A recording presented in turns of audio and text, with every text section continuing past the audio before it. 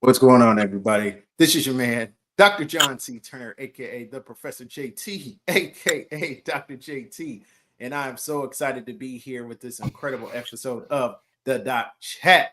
And I have two of the most world-renowned doctors who are going to come to you to bring you a special bonus episode, something so many people have been asking about.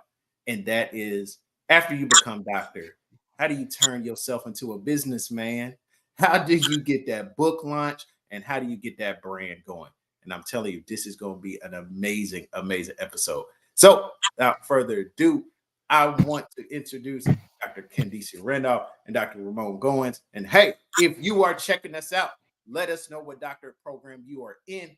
Let us know what doctorate program you graduated from, and let us know what city you are in today. I'm telling you, I want to see those comments. I want to see those questions. We have so many people that asked about this particular topic. I need you to come with them today if you are checking us out live.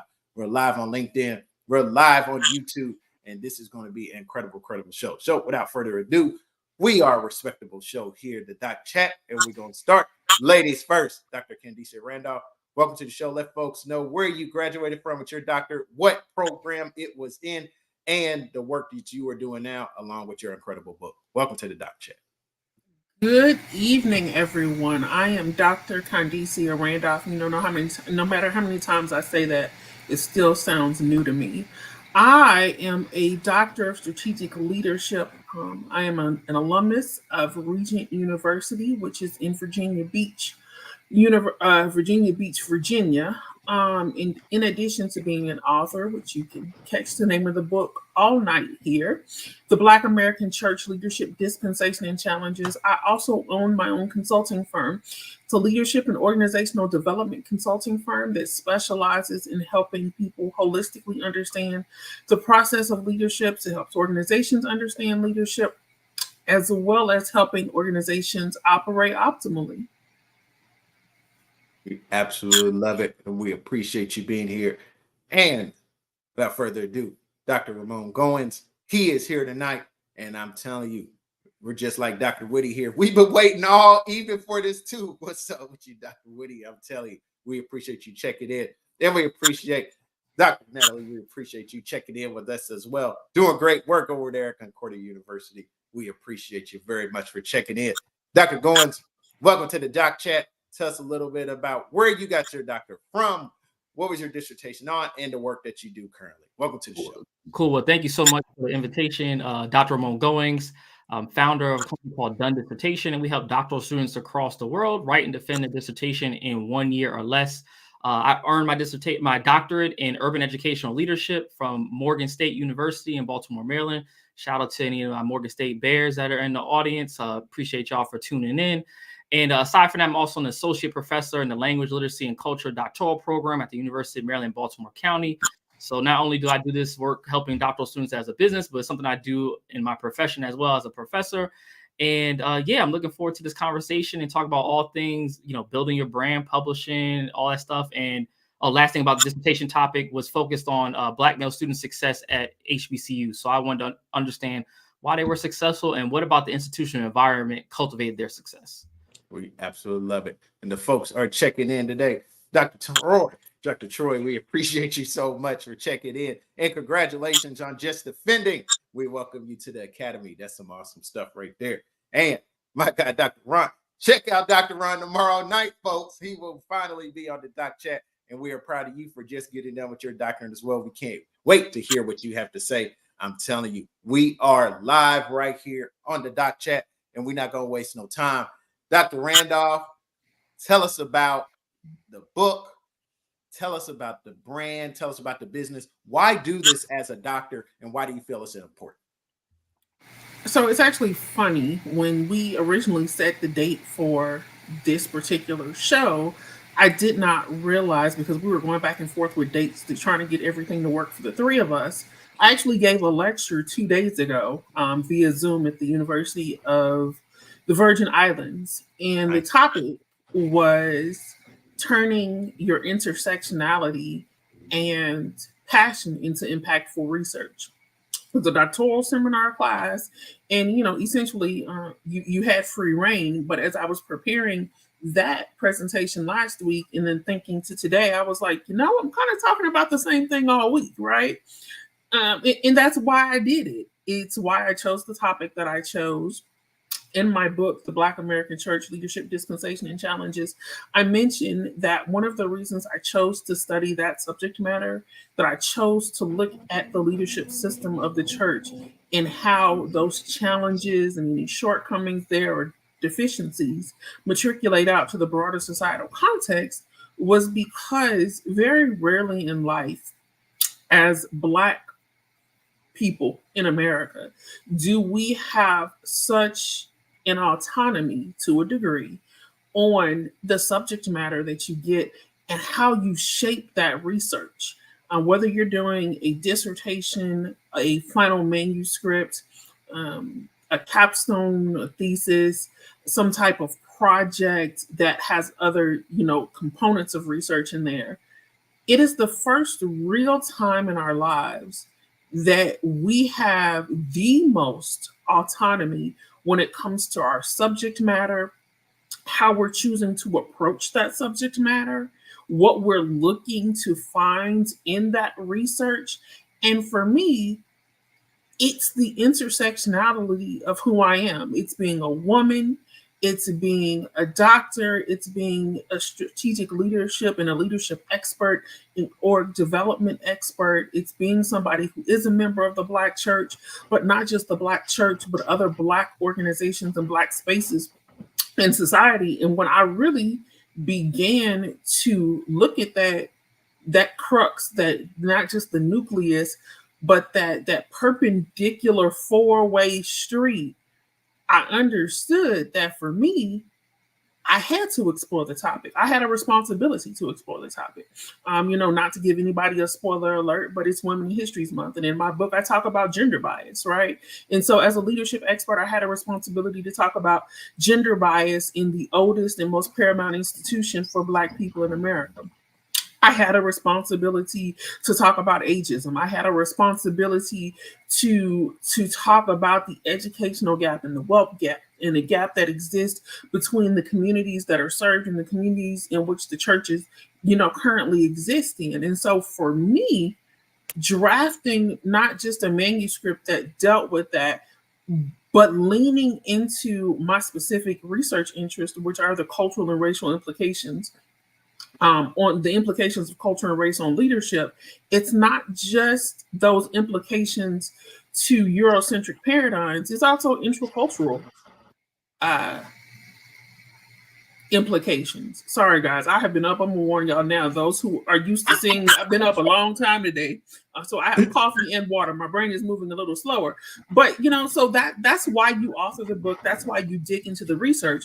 But you look at it, and for me, I used an example in my presentation that intersectionality is like a heliopad with the helicopter. You take off and you return to it. When a helicopter takes off, no matter where it takes off from, it always has to come back to a heliopad to land. It doesn't land in the middle of the ocean. It doesn't land in the grass. It doesn't land in the parking lot unless there are some mitigating or extenuating circumstances that are unplanned for. And our intersectionality is what we always return to. It informs our worldview. It is who we are. It's who makes us, or it's part of what makes us who we are. And so for me, again, my intersectionality of my academic expertise, being from a big city, having been touched in spaces that are predominantly Black through social and cultural organizations, that's what informed me. And so I went back to where I started from because something didn't add up to me. There was more that needed to be discussed. There was a huge gap. It wasn't just a gap in the literature. The research didn't exist. And so for me, that's why I write the book. But not just that book, but I've also co-authored a textbook chapter that looks at the cultural and racial implications of race and culture on followership. And so adding to that body of knowledge, because I started with this particular sector. Most recently, I found out that I have a published article that deals with the cultural and racial implications on the full range leadership development theory. That's being used as a master's in public administration required course reading at the University of Arkansas, Little Rock. And so for me, again, it's about I took my academic expertise of being a leadership expert and I research, I write about what means the most to me. And for me, it's culture and race and some other inequitable situations that exist. Good. And I take that passion into a business aspect, but we're gonna come back to the business part. I'm gonna give Dr. Goings a moment here. Awesome. And Dr. Goins, why the book for you? Why the business? Why the brand? What was it that made you say, I need to do this? Yeah, so for me, all the business side started by mistake, to be honest with you. So when I was a doctoral student, I struggled as an academic writer, right? And so, like many folks, probably you go into the doctoral programs, you don't realize the level that they're expecting you to get to. And so I struggled. I'm like, well, how the heck do I figure this out? And so I had to reteach myself how to write. And so from that, doing that, I created a system for myself in order to help me out. So by the time I finished my doctoral program at Morgan, I was out publishing the faculty. And so I had figured some things out about the writing and how to get out of this process. And I wrote my dissertation in 7 months from beginning to end, right? And so I figured the whole thing out. But then what ended up happening, my professors were sending me their students, like in their first year, like, go see Ramon, he figured this out. Go see Ramon. And so I'm helping all these students. And at first I'm doing it for free. But I got my own work I need to do. At that point, I'm taking on a professorship. Like I got that going on. I'm helping these students, at first as an editor. But then I recognized that a lot of students needed more support aside from editing. They needed coaching, like how to navigate relationships with your chair and committee, how to get through the institutional environment, how to do all the unspoken parts of the process that we don't teach. And so from that, I helped a lot of students, and there was more students I wanted to help, but I can't, in our company, we can't work with everyone. So that's what initially why I wrote this book, 14 Secrets to a Done Dissertation, now 3 years ago, in order to give people like the inside strategy, like a simple, straight, actionable book. No academic jargon. It's like right to the point on how to navigate the process. Because a lot of us, what we talk about in the book is a formula. We call it the 3 Ps. The people plus the process equals the product. And a lot of times we're so focused on the end result of the product, we forget how to deal with the people.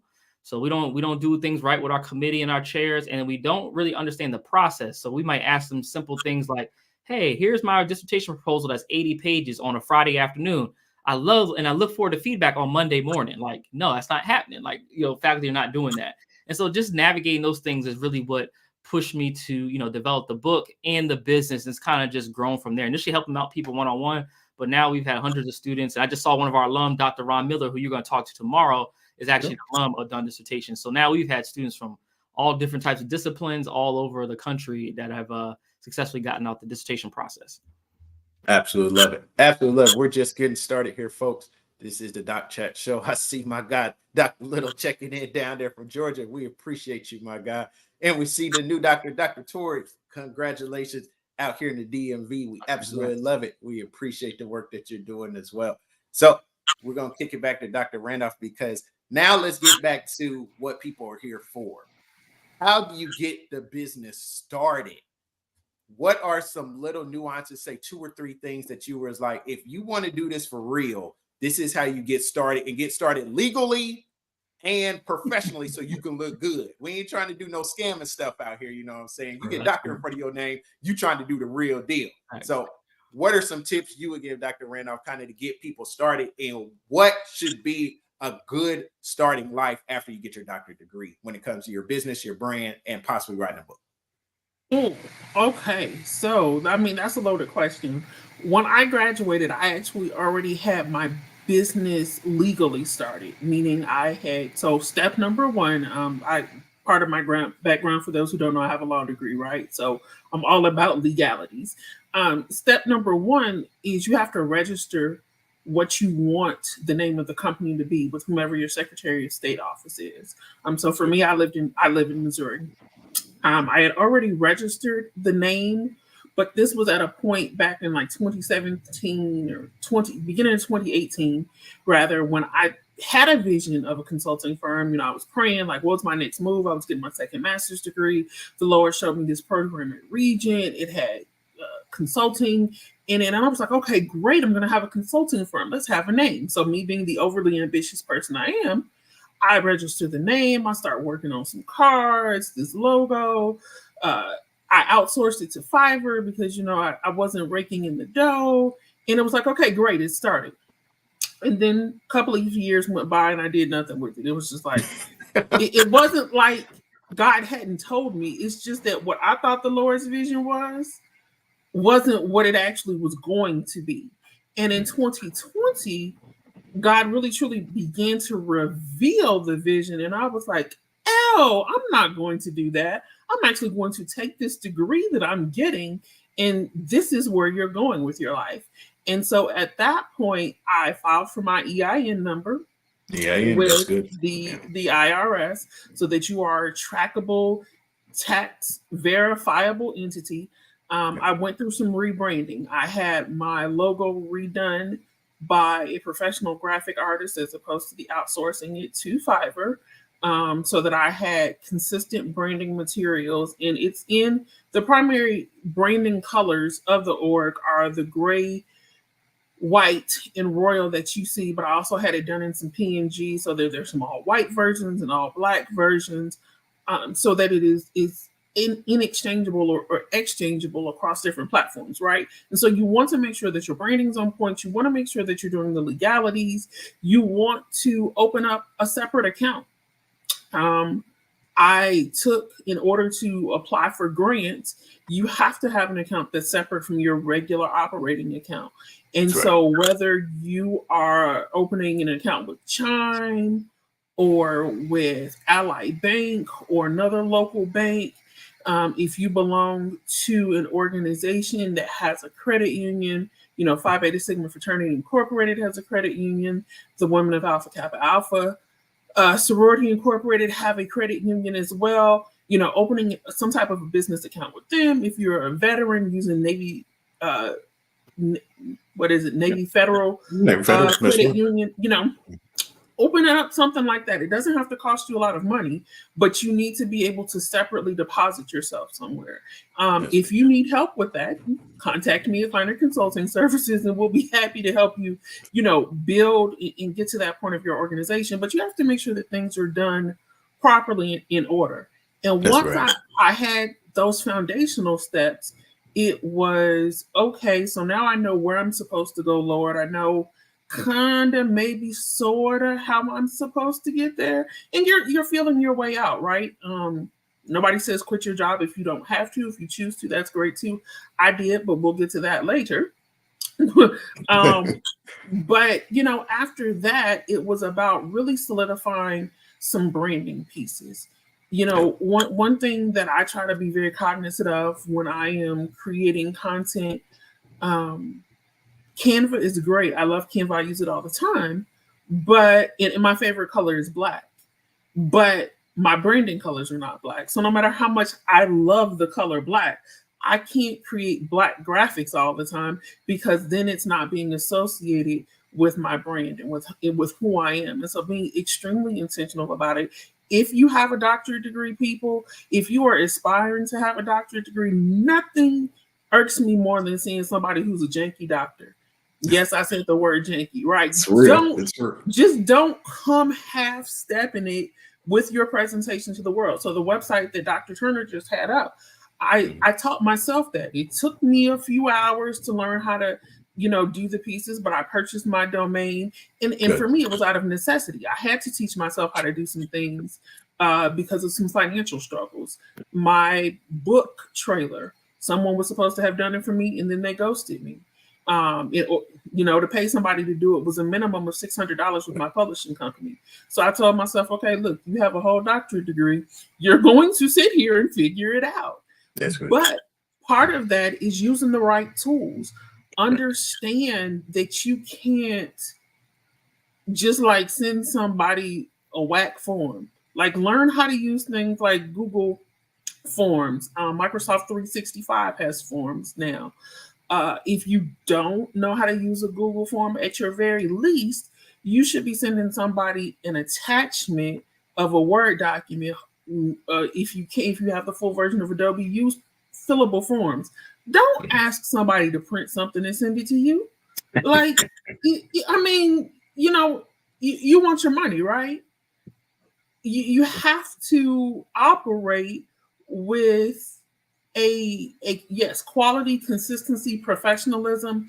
And the other thing that I'm really big on is integrity and legalities, right? Right. So have a contract in place, have an agreement in place, have expectations in place. And if That's good. you're not on the up and up or don't have legal experience, everybody didn't go to law school. In fact, I tell people all the time, I went to law school to help friends and family and give them legal advice when it comes to things like that. But having those things in order so that you have a way to make sure that you get paid.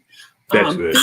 You know, before you launch your product, as Dr. Goings was saying, with his particular business, with you helping and coaching students, understand how you plan to get paid. Do you plan to have, and also understand that you're going to have to move beyond the modern conveniences of having just Zelle or Venmo or Cash App.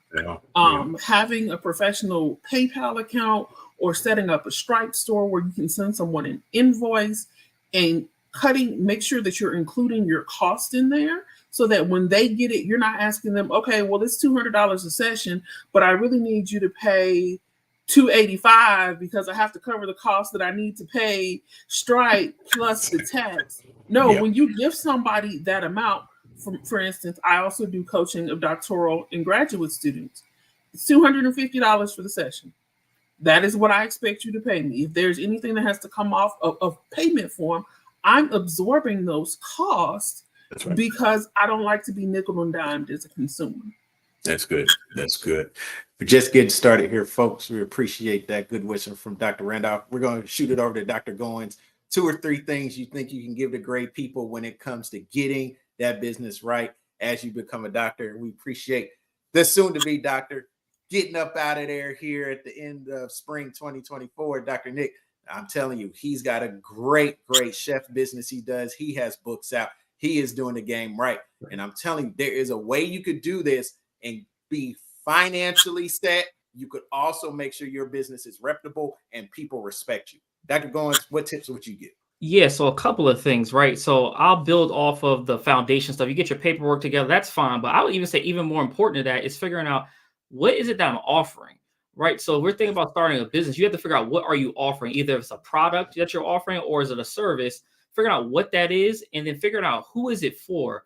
Because once you understand those 2 things, now it becomes a question of where are the people that could buy whatever it is I'm selling. So in my case, where do doc students sit? Or if you have a consulting firm and you're working with, say, leaders, where are leaders that I can talk to on a regular basis to kind of put myself out there to have an opportunity to engage in the conversation for them to learn about my service? So first thing is always like, finding where's my audience, figuring out what is it that their problem is. Because sometimes we create a business or a service based on what we think the problem is. But if what you should do beforehand is actually just do like market research, actually ask people who are in the category you might want to help and say, hey, what is the biggest challenge that you are experiencing in X, Y, and Z? So for me, it might be like, what is the biggest, challenge that doctoral students are facing? And if you get enough people, say 25, 30 people to give you an answer to that, you'll start to understand where is it that your offer might be best fitting, because now you know what the true problem is. And so once you have that, you figure out what their problem is, where they are, and now you just develop an offer that solves the problem. And then the second from there, you just have to put yourself out there and determine how do you want to get access to these people. So if it's through social media like this, some businesses you can just I have a colleague, she built a multi-million-dollar company, but her whole marketing strategy is offline. She just goes to conferences and speaks at conferences, and that's how she secures her clientele. So you just have to figure out where those people are and just be in front of them constantly. And the more consistent you are, and then you have results, like the people will start coming, and then it will grow and build from there. Trying to make sure I get up Dr. Goins' website here, because I want people to realize, if you see just underneath his title, he has a little bitty R right next to it, registered. What does that mean? And how do you go about that process of getting that to make sure you're legit? Correct. So when I first started Done Dissertation some years ago, like 6-7 years ago now, or 8 years ago, it's been a while. So once we, started to put our services out there, one of the things I was always thinking about was protecting your intellectual property. And one of that is the name. So like the phrase Done Dissertation, our company, we own the trademark to that. So That is something we trademarked that phrase because we know it was important to our business. And then also we just knew for creating products and other things that might have that phrase on it, we can leverage and license it. So sometimes we're thinking about what, assets do you have that could be, protected. So that, the name of the company is one. And then also like any product or any workshop that we put out online, those are all copyright protected. So just, you need to have those multiple protections because people will try to copy your stuff and take it. But, just putting those safeguards in place, the legality components of it is important. I think while it may not be the first thing you do, it's something that earlier on, if you have some things that are pretty valuable to your business, I think it's important to protect them in whatever way you need to, whether it's a trademark. Some of y'all have patent type of inventions and things that you're creating as part of your business, protecting them that way or through copyright. So it's definitely a piece that we've done because our businesses are mostly, IP related. So we definitely try to protect our stuff. And did you go through state or did you go through federal for your kind of registration for your business? Yeah, so it's federally registered. So I just had I have a shout out to Nakia Gray. She's our IP attorney. So I, sometimes as part of building your business, like if you don't have the expertise, pay somebody who does, and get the right counsel and support. So anytime I do anything, even if it's like a university and they have a contract they send to us, I have Nakia review first and then I review and let's talk about the contract. Is there any stipulations or things we need to change? So I'm all about protection. So that the trademark was done federally with, and I just had an IP lawyer that I've been working with for some years now. Good. So what I'm trying to look up is wanted to make sure, and Dr. Randolph kind of went into this. Let me see if I can bring mine up real quick. Give me a second. Mm-hmm. We appreciate everybody checking us out right now. We just want to give y'all the real insights on how do you get this done. So me being from Indiana, my biggest thing was to make sure I did mine through the state that I was from. You could start a whole entire business for less than $200. And the big thing is getting your LLC, because when you get that LLC, you have to realize that you're taking that LLC whenever you want to go speaking, whenever you want to say, hey, I am a legit business, you want to be able to give that tax ID number, just like Dr. Randolph said, you want to be able to give that out to individuals. This is public record. People can look up your business and find if it's legit. But also, you have to re-register your business, usually every 2 or 3 years. And you have to send in a tax form every year. So that's making sure that your business stays legit, that people understand where you're at, where they can find you, all those different types of things. So it's really important to know that people can figure out where you are. You can send that information, especially that EIN number, that business ID number, so you can get legit businesses to want your services, and they have to be able to write that off on their taxes themselves to say, hey, we gave this person money to do a service, and this is how that went. This is their business. So you want to make sure you're doing all of that different type of homework and work to get that done. Also, like I was talking with Dr. Goins, you want to get that trademark of your brand or what it is. If you see mine in the top corner, the Doc Chat trademark, I trademarked mine in Indiana as well. It was only $10. It's a $10 trademark. Now you can do the federal one. A lot of times that federal one take a long time. Yeah, federal one took it took a year, a little bit. Yeah. Because COVID slowed them down. And a lot of times it takes a long time. But a lot of people don't realize this, and I tell people this all the time. When Black Lives Matter was doing their thing kind of around 2016 and all the hype around it, people don't realize there was a white woman in Illinois that trademarked Black Lives Matter before any of us did. Even the people that was putting out there the Black Lives Matter brand, the business, all of that, because you have to get control of those words. A lot of people don't realize too, there's a basketball player named Anthony Davis. Anthony Davis plays for the Los Angeles Lakers. When he was in college, he trademarked the brow because his brow, he has a unibrow that's connected. He was getting interviewed by somebody, and somebody was like, so I heard you trademark the brow. Why did you do that? He said, because you just made me money by saying it. You want to trademark your business. You want to trademark any words that you use that you know that's going to go across a platform, because if anybody takes that, that's a check in your pocket. you were able to sue them because they are taking your legal entity and using it without your authority. So you want to be able to do that. We're going to go back, Dr. Randolph. One thing I want to Just- add about the go ahead. registering your business, just because I know there are probably some folks who are considering, you know, or are already independent and they don't have a, say, a W-2 job and they're doing full-time in their consulting or their business. Having this all set up is important when you start to try to go buy a house or some other things, when you can show that I have 2 years of my business being established and can show income for the business, because now you can start, you still can qualify for houses, because like I work, but my wife is full-time for Done Dissertation. So we go through this experience all the time, because sometimes they'll frown upon, oh, as an entrepreneur. But then when you can show that this business has been established for years and you're able to show tax returns and all those things that are really important, I think sometimes we don't think about those other implications of why we need to have all of our businesses set up properly. But I'll turn back to Randolph on that. Yeah. And I mean, Dr. Randolph kind of went into that. That's how you get grants. That's how you get business opportunities. When I started my business and I helped a young lady get her dissertation completed, she asked me, how much do you want? And I'm a spiritual man, and God was like, tell her how much you want. And I said, I do each chapter for $200. 5 chapters, she sent me $1,000. Because after you get that doctorate degree and you show you're doing the work, you can ask for the price that you want. And people will pay you because they're going to expect excellence from you having a doctorate degree. So we're going to go to Dr. Randolph. As you're looking at what you would tell individuals that really want to do this, especially after their doctorate degree, what would you give them? What actually would you give them so that they can be successful and making sure that it comes out in a way that they definitely going to be able to get what they want done? So there's a couple of things. The key word I would that I want to kind of resonate in people's spirit is flexibility. And I want to come back to that, but before we cap off the conversation about trademarks and registering names, I want to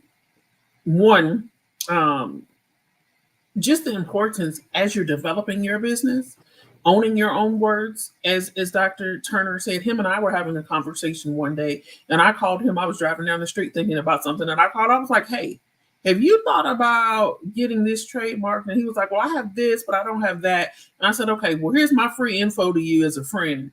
Get that trademark, because, and he was like, you know what? Let me look into it. And so that just becomes so critical to us, because intellectual property has an incalculable earnings potential. Huge. And so many times in marginalized communities, that part is not taught.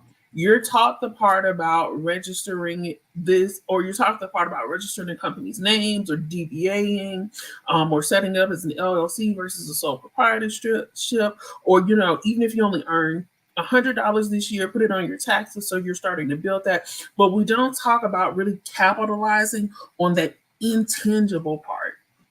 And so to that end, what I would tell people in terms of that, one, like I said, be flexible, but I also want to make sure that we understand outside of the business arena, in terms of offering a service like we've been talking about, understand that when you become an author, that's actually a business. And it's one that does not give you the money up front. I want to be real clear about that, right? Take some time. Like if you are not TD Jakes, there are multiple ways, and we can have another conversation on the differences and the different ways to publish. But publishing is not an overnight, fly-by-night, get-rich type of thing. Yes, you can publish with Amazon, and yes, if you have anything written on paper, you can upload it on Amazon today. They'll give you an ISBN number that's attached to Amazon, and bam, you're a published author, right? You have no editor, you have no professional graphic on the front. You have a limited copyright. There are different levels of copyrights that go along with books. So as Dr. Turner was pulling up his copyright, I reached in my desk drawer just to give you guys a visual of what it looks like. I have my book double copywritten because there was a copyright that came with my publisher, but it was limited. But because I have an originally crafted questionnaire from my research that's part of my manuscript, I needed my intellectual property copywritten to make sure if somebody wants to use it to train and teach on, that you have to get permission and you got to cut me a check, right? So when you actually copyright it, this is what it looks like from the Library of Congress. And again, there is a cost. It's a nominal fee, $65, $75, something to that effect. But what that sheet of paper says is that every single word that's written, every single data piece, data set that's in those 406 pages belongs to me.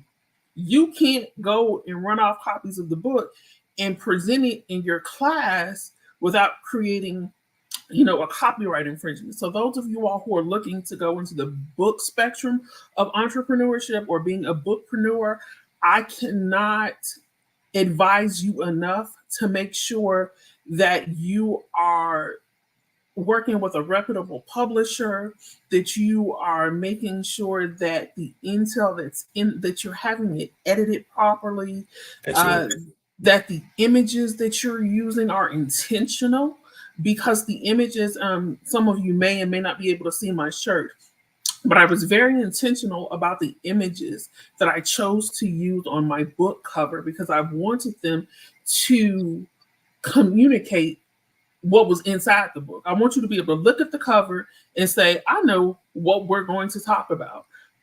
You have to be, as a business person, you have to be flexible and you have to be intentional. You That's have good. to make decisions that are intentional, and you have to be flexible because you have to be open. Just like Dr. Turner was saying, this student offered to pay him to help with their dissertation. I fell into a similar situation last fall. A professor sent their student to me, and I had agreed to meet with her just to share my experiences, give her, a pep talk and go about her way. And at the end of the conversation, she's like, well, I want to keep you. And I said, okay, well, I don't do coaching, right? I don't like coaching because coaching is weird to me. It's like professional therapy. It's academic therapy at that point. I was like, I'm not interested. She was like, yeah, but no, like, I really need you. And I know, again, I was doing it as a favor to someone. I was doing it because it's what God put on my heart to do. And she's like, well, I do want to pay you. And I'm like, all right, fine. How much you want to pay? Like, right, if you want to, go ahead and send me some money. But it led to me adding those services to my consulting firm because there was a need. Good. There are students who maybe they had figured out how to write Dr. Goins, but they were getting to that culminating project. And there's a difference between being able to write a 20, 30, 40 page paper. And now somebody tells you, well, here, write 150 pages. Oh, and by the way, that person wanted to collect primary research. And how do I categorize this and do that? And so we have to be open and flexible to where your business can take you. When you cease to be flexible and agile, you will cut off your opportunities for growth. That's good. That's good. This is the Doc Chat.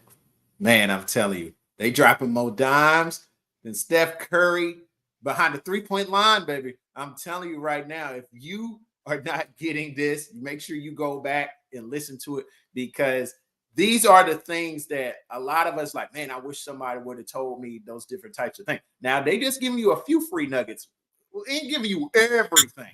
If you want everything, you have to pay these folks, because these folks know the way to get it done and get it done properly.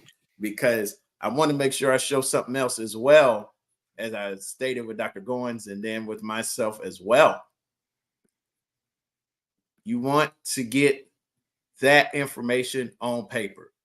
And shout out to the great Dr. Randolph, because she is correct. She was like, you need to put some of this inside of some kind of legalized something, because it's starting to take off. And that's what I did with the Doc Chat.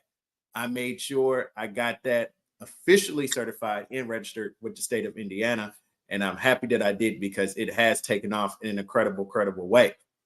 And you're talking about making sure that people understand totally that what you're doing is yours. It's real.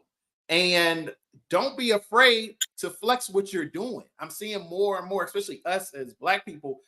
I don't want to seem like I'm doing too much, or people might get tired of what I'm doing. No, this is what you do. And this is what God has blessed you to do, and have the opportunity to make sure you do it.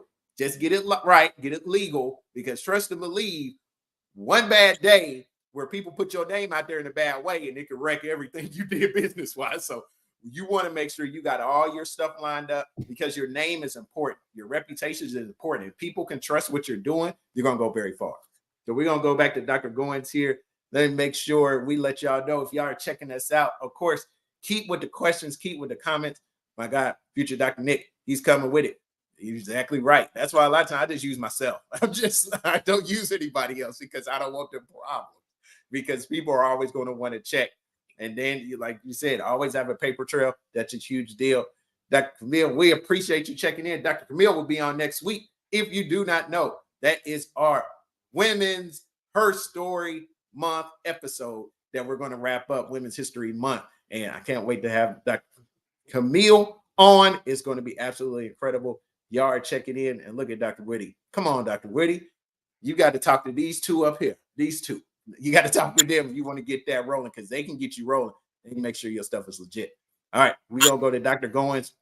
What other pieces of advice would you give that you're saying, I'm seeing these mistakes that we're making or the doctors are making, but this is something you really need to keep in mind if you want to make sure this stuff gets real? I think a couple of things, right? On for those who plan to use social media as your like acquisition of clients, right? So if you say your business is about helping leaders, but all of your content is related to something that's not about leaders, it will distract your audience. And so what you start to recognize, just like your dissertation and your research, right, is focused on one topic. Your business has to start being focused on one topic at first, and you can expand, of course, maybe have different tentacles, but folks got to know where to kind of put you at and know what you do. But if you're talking about, your work is on leadership, but then I ask you about what you do, and then you start talking about stuff. I'm working with kids and I'm doing this, I'm doing that. It's like, I don't know who to send you to. And it just looks like your business is all over the place. Cause I know sometimes we gotta go after the money, right? We gotta chase the dollar. So that sometimes will happen, but I think that's a really important part. Like just being in one lane to start, and it'll make your life a lot easier. That's good. And then some other things as y'all start putting, getting y'all's money together from, putting your services out there, having contracts. If you're in a service-based type of business where you're providing coaching, support, you need to have clauses for everything. So what happens with the information shared? If you need an NDA based on what's happening in your conversations, like have all that set up. So it's just all agreed to before you engage in these processes. Even something like if a client is disgruntled, if you should have it in your contract that they can't just go on social media or wherever and bash your company. Like that's stuff that you can put and well within your rights to put in your contract. So those are things I see a lot of folks. We work with a lot of different organizations. I'm like, y'all don't have no contract. Like, what's the? So we create a lot of time. So that's another thing. And then the last one I'll leave because we always want to put into fruition that all y'all are gonna make a lots of money, and then it starts to become taxes become an issue. So at first it doesn't really matter, and then it starts to matter once you really start making some money and your net income starts getting up there. Then you have to start making decisions about your entity structure, like, oh, maybe I need to go from this LLC, like, single member LLC. I need to transfer to S Corp. Like there's a lot of different tax implications that start to happen as your income grows. And so having what we call like a tax preparer, does the paperwork, all that, but then a tax strategist who will help you take advantage of some of these opportunities that the IRS provides. That's really important. I didn't learn that. And I lost a lot of money earlier on in the business by not having that tax strategist to recognize that, if I spend $5,000 here, it'll save me $25,000 on taxes. I wish I would have known. I would have spent that money all day, every day. But I had no idea and a limited mindset about money, like thinking, that's money out my hand. But no, like it's going to save me a lot on the back end. So I would say those like pieces I would consider as well as you building the business too. That's powerful. Absolutely powerful. I'm telling y'all, man, if you don't know your number, find out what your number is. And don't lowball yourself. And the reason I say that, I had an opportunity to work with a friend of mine who he just completed his doctorate, but I just completed mine. He was like, I see the work you're doing on LinkedIn. So Dr. Goins kind of talked about that, creating your image, what you do. People know what you do. He was like, I see you working on LinkedIn. I want you to come in and work as a consultant. Well, I never done that before. So I was like, we're throwing around numbers. And I was like, I'd do it for $1,000. He was like, no, I need you for a few months. He said something I would never forget. He said, John, give me a real number. I was like, oh, my eyes opened up then. I said, all right, let's do between, 10 and 20,000. What I didn't realize, they had just got a grant for $2 million. They wanted to bring somebody in, mess around and got me in for 15,000. I was blown away, absolutely blown. But I was like, you know what? I have put in the work at doctorate. This is supposed to be what I'm doing.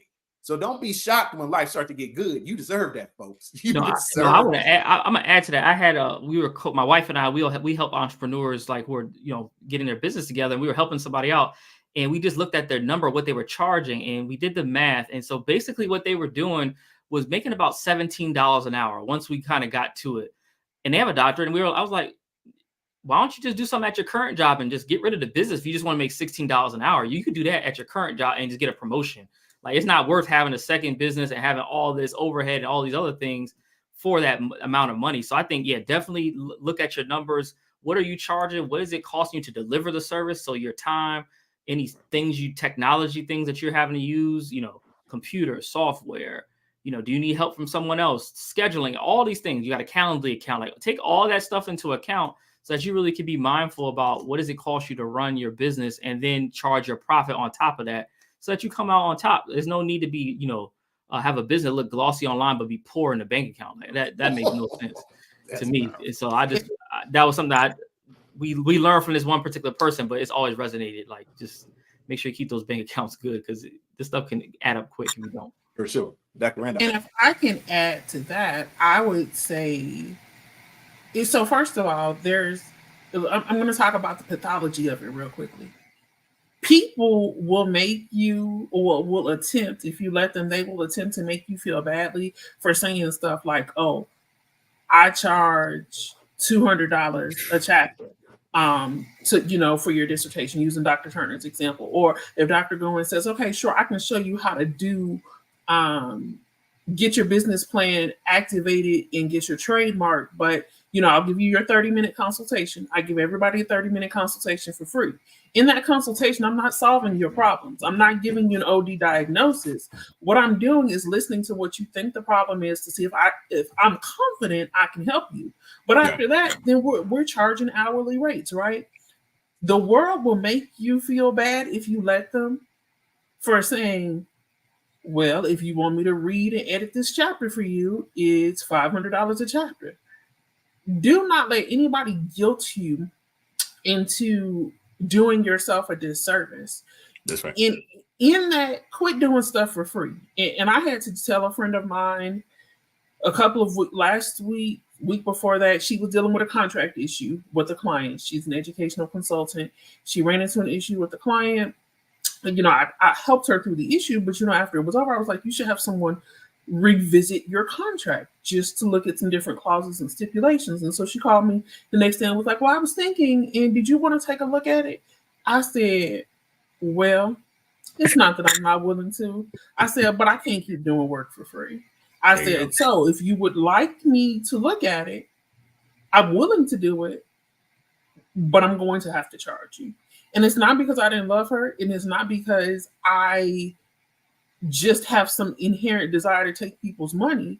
But to my credit and to everyone else's credit on this show tonight, you went to school to get a law degree, to get a medical degree, to get a PhD, to get a DSL, to get a PSYD, to get an EDD, to get an MP in urban planning. I know how much I owe the government. I know how much I owe the government for the 4 sheets of paper with my name on them. I know how much I paid my publisher to publish my book. I know how much I paid for the shirt that I'm wearing to market my book while we're sitting here talking. All of those things cost. And especially in those persons who are looking to have a service industry, we fall into the trap of, I'll come and do a webinar on urban planning for you. Okay, the webinar is only supposed to be 2 hours. So for 2 hours, my hourly rate is $400. So here's $800. Well, that's lovely. But if you're like me, you're not just showing up with a stale presentation. You're doing a new presentation. So that presentation takes 2 hours for you to come up with. In addition to coming up with it, if you're adding some statistics here or there, that's research. So it's not taking you 2 hours to do the presentation. It's taking you 5 hours, the 2 to present it and the 3 to 4 hours to prepare. And that's what you should be billing for, is those 5 or 6 hours, because that's the total work. not just, those 2 hours. And one more piece, if I could give you guys, when it comes to contracts, please, please, for the love of God, stay away from Google. Stay away from Google, stay away from Bing, stay away from whomever it is. Please, please, please, if you can, find someone who has legal experience. It doesn't have to be somebody with the JD or somebody who practices contract law. For instance, I have a master's of arts in law. I took contract. Contract law made my head spin around in circles, and I said I wasn't even going to graduation. It can be very, very complicated. So somebody that does contract law for a living, or that does contracts for a living, or that has some type of a law degree, if you can find that person, please find that person to help you. Because there's all types of things, especially in the entrepreneurial startup phase, that you do not think about. For instance, in oh Lord, come on, in my contracts, but also in my requests for proposals that I give to my clients, I have a confidentiality statement. I will not share your specific information with another client, but you also will not take what I tell you that you're paying me for and then go and try to apply it to somebody else and make money off of me. But most people don't know to do those things. So just, if you can, get all the professional services you can, because in the end, it will make you look and be so much more buttoned up and not look like you running a mom and pop stand selling ice cream on the corner in a 95-degree day. We absolutely love it. Dr. Goins, let's give us some final words. We appreciate everybody for checking out the dot chat. Where can people find you, your business? Go ahead and shout yourself out, put yourself out there. What do you do that's filling that gap where people can find you and get it done? Yeah, so if you're a doctoral student watching and you need support to get through the dissertation process, our company Done Dissertation can help support you. So to learn more about what we do, and actually have a training that you all can have access to around elevating your academic writing. So if you want access to that, you can go to www.thedonedissertation.com/elevate. We can put it in the chat too. I'll drop it in a sec. And that's one way. And then if you just type Done Dissertation on all social media, you'll find our content. We also have a weekly live show on various aspects of the dissertation process, from how to navigate your chair to how to think through how to leverage your doctorate, kind of this conversation we're having here, and what you can do with it. You can find us on YouTube at Done Dissertation. Yeah, everywhere else you can find us online. And if you're looking for the entrepreneurial side of things, my wife and I, who co-owns Done Dissertation, we have a show that we do called Goings on the Record. And so we talk about how we grew the business from the start. And so kind of journey through that process with us on how to secure clients. What do you do when that launch you put together, it gets $0 in, and how do you bounce back? So just from all the realities of what happens as an entrepreneur, and like, how do you come back from that to still be successful and still hit your revenue goals? And so that's Goings on the Record. You can find us on YouTube on that. Love it. Love it. Dr. Randolph, where can people find you, and tell us a little bit about your work once again? You guys can find me, like Dr. Goins, pretty much everywhere. Business-wise, LinkedIn is where I spend most of my time. It's Dr. Candicia Randolph, MA, MPA. There's also a Dr. Candicia Randolph, and that one is just my author page, but I do engage in both of them regularly. You can email me at Dr. Candicia, it's the spelling of my first name, at gmail.com. And to handle all of your leadership and organizational development needs, you can find us at https://finerconsultingservice.com. There is no S. Stay tuned, because we are doing a website relaunch soon here in the next few weeks. In terms of physical products, you can find the Black American Church Leadership Dispensation and Challenges on Amazon, Barnes & Noble, Target, Walmart. If you, like Dr. Goins said, if you just type in the title or my name, you can find both of them. And I specifically, so I have a specific passion about helping nonprofit organizations, but I work with nonprofit, for-profit, cultural, civic, religious organizations. And again, we help both individuals and organizations holistically understand the process of leadership, and organizations operate optimally.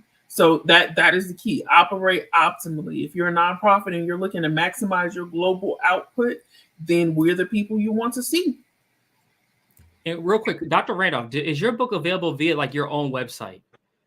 It is not available via my own website because I don't handle the distribution of it. Okay. If you are, and so I'm not, if you are someone who wants one that's a signed copy, because that's usually why people ask me that, is because they're looking for a signed copy. I did recently do a campaign. So if you want to hit me up on LinkedIn via direct message, I answer all my direct messages. Get with me and I can work with you to do a signed copy, because that's usually why people ask. But unlike, I don't have an independent publisher, so I tell people all the time, I do not have 5,000 books sitting in my house ready to dispatch to anybody. I don't have a sweatshop. It took the longest to get my mama to understand. What, a lady at church? I said, Mama, I'm not the lady at church. I paid somebody to handle all of it. But if you want to get with me, if it's an instance of wanting a signed copy or something to that effect, I'm more than happy to work with anybody who wants to do that. We love that. We love that. I was asking for that reason, for the signed copy, but then also because, you know, if you think about what happens to our IP, so you're dealing with Amazon and other publishers, they get such a big cut of it.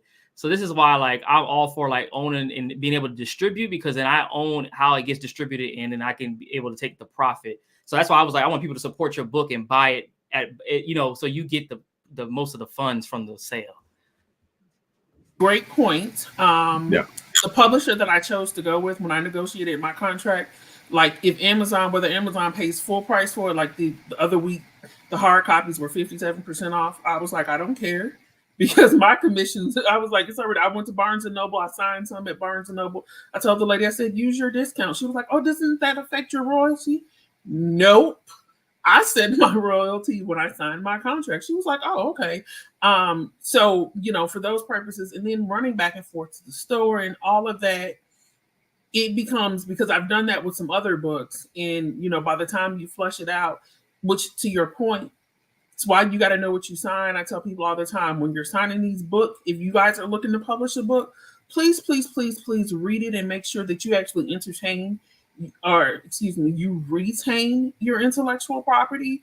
If you go with a traditional publishing house like Random, Wiley, McGlotton, once you sign that book agreement, they own it, which is why I chose to pay and go with a hybrid publisher, is because I own everything, which is why I'm able to sit here with my own shirt on today with no copyright issues, because my cover is copywritten to me. So that's an excellent point to have brought up, Dr. Goins. That's good stuff right there.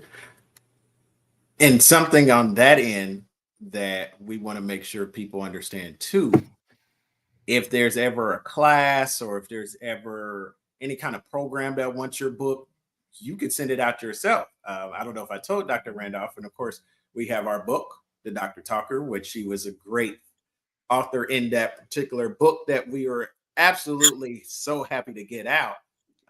One of the doctor authors in the book, my good friend, Dr. Trenton Watson, just found out that his doctoral program at the University of Arizona Global Campus wants to use our book for their class.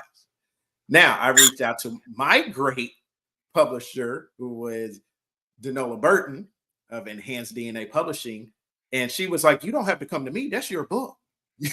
You can put it out there all you want. They need to come to you. So Dr. Randolph is correct. Dr. Goins is correct. Own your stuff, because if you don't hear nothing else we say, have your doctor degree make you dollars.